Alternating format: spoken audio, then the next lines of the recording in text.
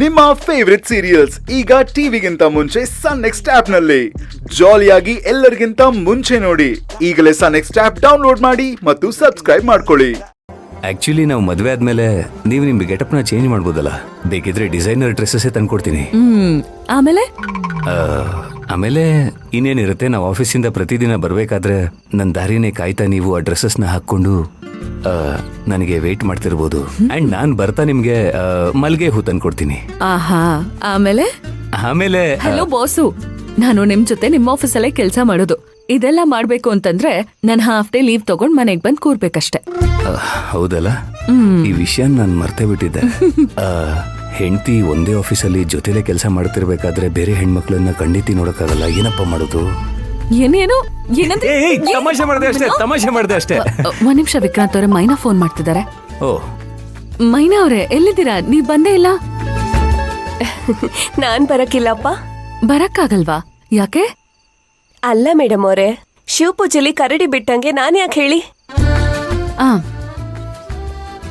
ಏನು? ಸರಿ ನೋಡಿ, ಹೀಗೊಂದ್ ವಿಷಯ ಹೇಳ್ತೀನಿ, ಅದಕ್ ನೀವು ಉತ್ತರ ಕೊಡ್ಬೇಕು, ಸರಿನಾ?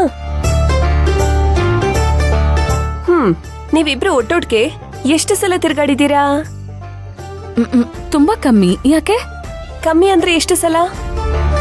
ಒಂದ್ 3 ಸಲ ಇರ್ಬೋದು ಅನ್ಸುತ್ತೆ. ಎಲ್ಲೆಲ್ಲಿ ಹೋಗಿದ್ರಿ?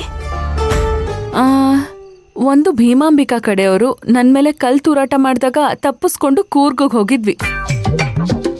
ಆಮೇಲೆ ಇನ್ನೊಂದ್ಸಲ ಏನೋ ಮಾಹಿತಿ ಸಿಕ್ತು ಅಂತ ಹೋಗಿ ಕಾಡಲ್ಲಿ ಸಿಕ್ಕಾಕೊಂಡ್ಬಿಟ್ವಿ. ಆಮೇಲೆ ಆಮೇಲೆ ಏನೋ ಸೀಕ್ರೆಟ್ ಆಪರೇಷನ್ ಅಂತ ಎಲ್ಲೋ ಹೋಗಿದ್ವಿ ಅಷ್ಟೇ. ಹಂಗಾದ್ರೆ ನೀವಿಬ್ರು ಜೊತೆಲಿ ಓಡಾಡಿರೋದು, ತಿರ್ಗಾಡಿರೋದು ಬರೀ ಕೆಲ್ಸದ ಮೇಲೆ ಅಂತಾಯ್ತು ಅಲ್ವಾ? ಒಬ್ರನ್ನೊಬ್ರು ಪ್ರೀತಿ ಮಾಡ್ಕೊಳಕ್ಕೆ ಅಂತಲ್ಲ. ಹೌದು ತಾನೆ? ಅಲ್ಲ, ಇಬ್ರು ಪ್ರೀತಿ ಮಾಡಿ ಮದ್ವೆ ಆಯ್ತಾ ಇದ್ದೀರಾ. ಈ ಕದ್ದು ಮುಚ್ಚಿ ಓಡಾಡ್ಬೇಕು, ಸುತ್ತಾಡ್ಬೇಕು, ಹಿಂಗೆಲ್ಲ ನಿಮ್ಗೆ ಅನ್ಸಕ್ಕಿಲ್ವಾ?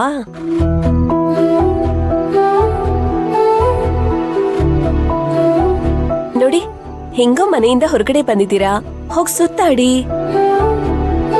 ಮನ್ಸ್ಫೂರ್ತಿಯಾಗಿ ಗಳಿಗೆನ ಅನುಭವಿಸಿ. ಏನ್ ಬೇಕೋ ಅದನ್ನ ತಿನ್ನಿ, ಜೊತೆಲಿ ಸುತ್ತಾಡಿ. ಪ್ರೇಮಿಗಳ ತರ ಈ ಸಮಯನ ಎಂಜಾಯ್ ಮಾಡಿ. ಅಲ್ಲ, ಆ ಹೆಣ್ಮಕ್ಳು ಮತ್ತೆ ಆಯಾ ಮಗ ಅವರೆಲ್ಲ? ಮೇಡಮ್ ಅವರೇ, ಅವ್ರ ಬಗ್ಗೆ ನೀವೇನು ಯೋಚನೆ ಮಾಡಬೇಡಿ. ನಾನು ಇವನಲ್ಲ, ನಾನ್ ಕಾಳಜಿ ಮಾಡ್ತೀನಿ.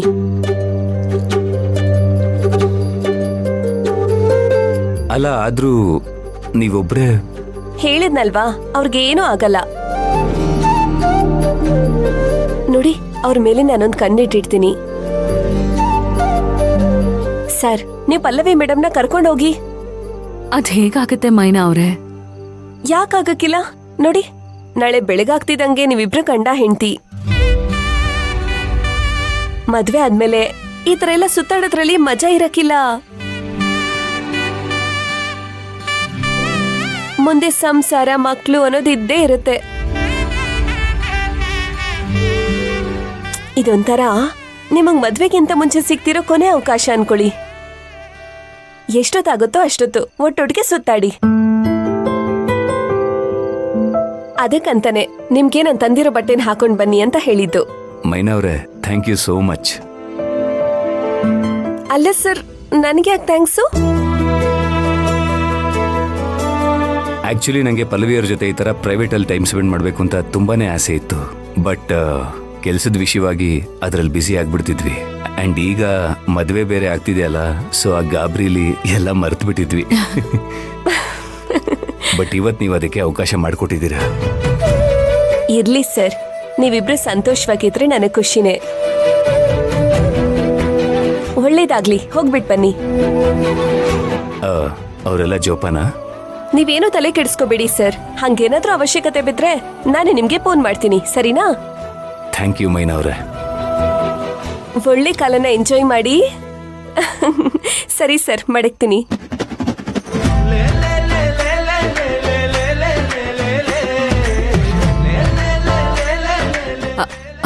ವಿಕ್ರಾಂತ್ ಅವರೇ, ನನ್ಗೆ ಯಾಕೋ ಕನ್ಫ್ಯೂಷನ್ ಆಗ್ತಿದೆ. ಹೋಗ್ಲಾ ಬೇಡ್ವಾ ಅಂತ. ನೋಡಿ, ಈ ವಿಷಯದಲ್ಲಿ ಕನ್ಫ್ಯೂಷನ್ ಬೇಡ. ಮೈನವ್ರು ಹೇಳ್ದಾಗೆ ನಮ್ಮಿಬ್ರದ್ದು ನಾಳೆ ಮದುವೆ. ಇವತ್ತು ರಾತ್ರಿಗೆ ನಮ್ಮಿಬ್ಬರ ಈ ಬ್ಯಾಚುಲರ್ ಲೈಫ್ ಕಂಪ್ಲೀಟ್ ಆಗೋಗುತ್ತೆ.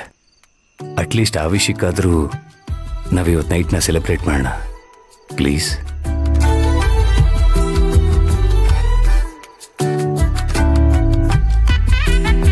ಬನ್ನಿ ಹೋಗೋಣ.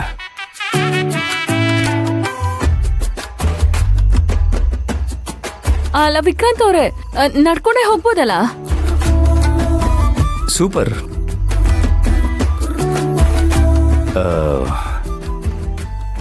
ಹೋಗೋಣವಾ?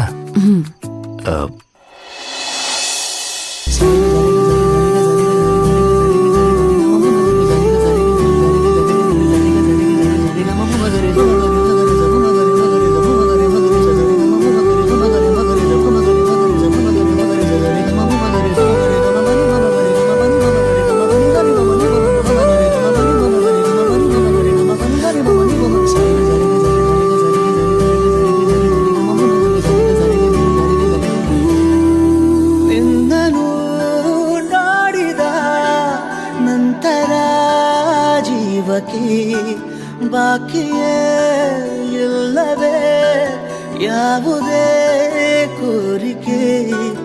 ನಿನ್ನಯ ಒಲವಲಿ ನಾಶವಾಗಿ ಹೋಗಲು ನನ್ನ ಈ ಜನ್ಮವೇ ಮೀಸಲು.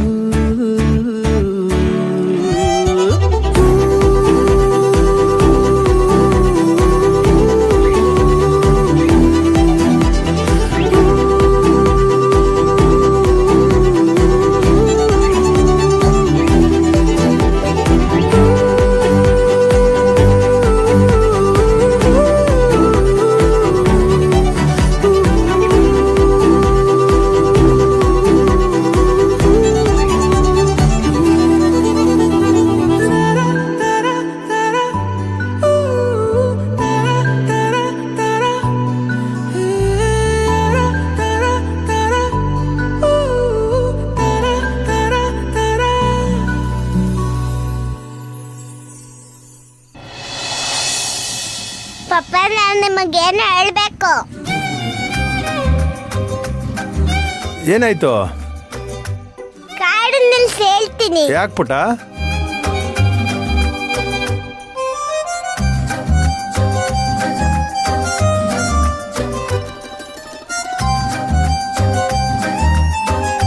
ಹಾ